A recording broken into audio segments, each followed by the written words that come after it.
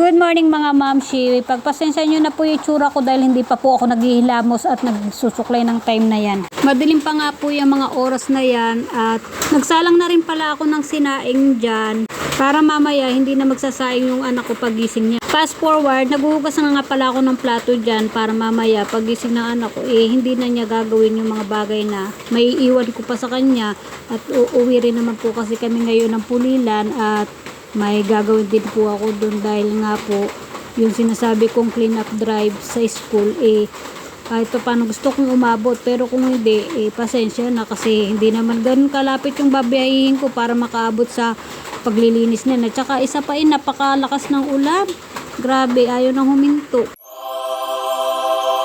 Sa ganitong pagkakataon, napakahirap talaga magbiyahe lalo na kung katulad namin na nagko-commute lang tapos may kasama ka pang batang maarte na parang gugustuhin ko na lang na hindi na umuwi. Napakahirap kumilos kapag maulan. Parang gugustuhin mo na lang na magmukmuk sa isang tabi. Kaso no choice tayo, kailangan nating umuwi dahil yung anak ko may pasok bukas, isa pa may periodical siya so kailangan niyang mag-review mamaya pag uwi namin. What? Kaya umanda ka bunso mamaya, mapapasaba ka sa reviewhan. Walang magrereklamo at wala rin magsiselfon.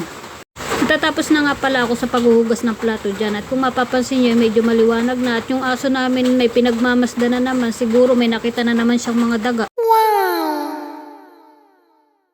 Kinuha ko nga pala dyan yung nakababad na mga puti na uniform ng anak ko. So sabi ko, lalabahan ko na yun bago ako umuwi ng Pulilan para pag uwi ni nanay bukas wala na yung labahin niya nakababad at makikita niya na nakasampay na, diba? Ang bait kong anak kaya talaga. Habang nagbabanlaw ako, iniisip ko kung ano yung lulutuin ko para naman kako pag alis ko mamaya may maiiwang ulam sana ko kaso talagang wala akong maisip. Kung sadya talagang wala akong isip, ano ba talaga?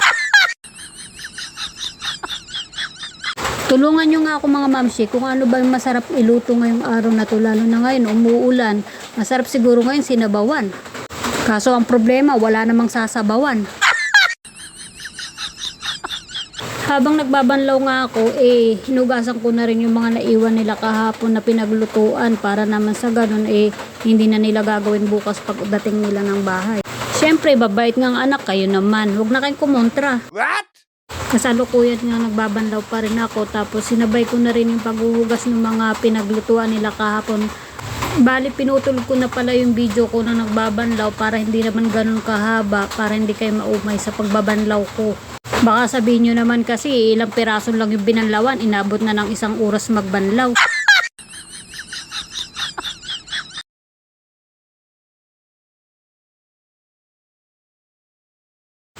Medyo malapit na rin naman akong matapos dyan. Siguro isang banlaw na lang yun. At pwede nang isampay.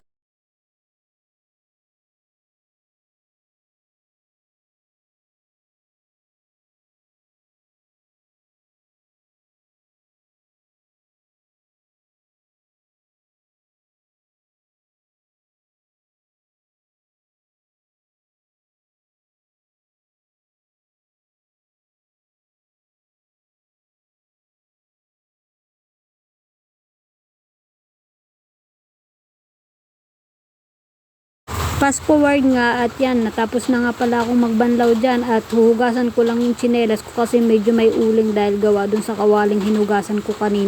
Magsasampay na rin pala ako kaso hindi ko na mabibidyoan yung pagsasampayan ko kasi nung time na yan madilim pa. Kaya hindi ko na rin mapapakita sa inyo yung pagsasampay ko. Kinuha ko na rin pala dyan yung cellphone ko at papasilip ko sa inyo yung labas na medyo lumiliwanag na rin kasi siguro magsisix na yung time na yan. Siguro hanggang dito na lang yung video ko. Salamat nga pala sa panunood. Sana wag kayong magsasawa na panoorin ang mga video ko. Salamat mga mamsi. Salamat sa inyo.